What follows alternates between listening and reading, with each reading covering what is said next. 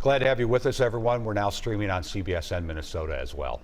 Former Minneapolis police officer Derek Chauvin is in police custody, charged with murder and manslaughter. Chauvin is the officer pictured with his knee on the neck of George Floyd for nearly 9 minutes. For nearly 3 minutes, prosecutors say Floyd was not responsive. BCA agents took Chauvin into custody just before noon in Minneapolis today. The charges against him are third-degree murder and second-degree manslaughter.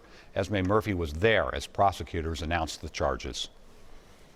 Former Minneapolis police officer Derek Chauvin has been charged by the Hennepin County Attorney's Office with murder and with manslaughter. County Attorney Mike Freeman left open the possibility of more charges against Derek Chauvin, as well as charges against the other 3 officers. The investigation is ongoing.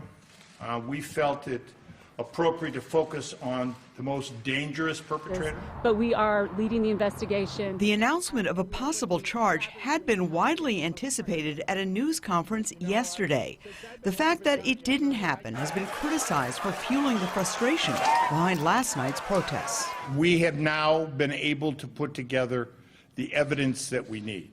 Even as late as yesterday afternoon, we didn't have all that we needed.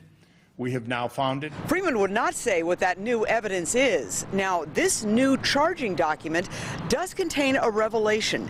It says Floyd did not die of strangulation or asphyxiation. The document says Floyd had heart disease and that the combined effects of Mr. Floyd being restrained by the police, his underlying health conditions, and any potential intoxicants in his system likely contributed to his death.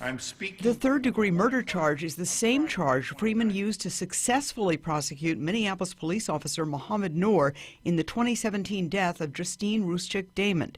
Noor is now serving 12.5 years in prison. Esme Murphy, WCCO 4 News. U.S. Attorney General William Barr says the Department of Justice and the FBI are conducting an independent investigation as well to determine if any federal civil rights laws were violated in the death of George Floyd.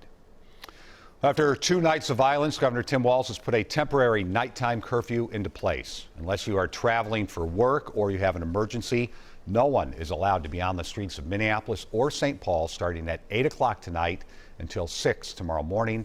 That curfew is also in effect Saturday from 8 to 6 as well.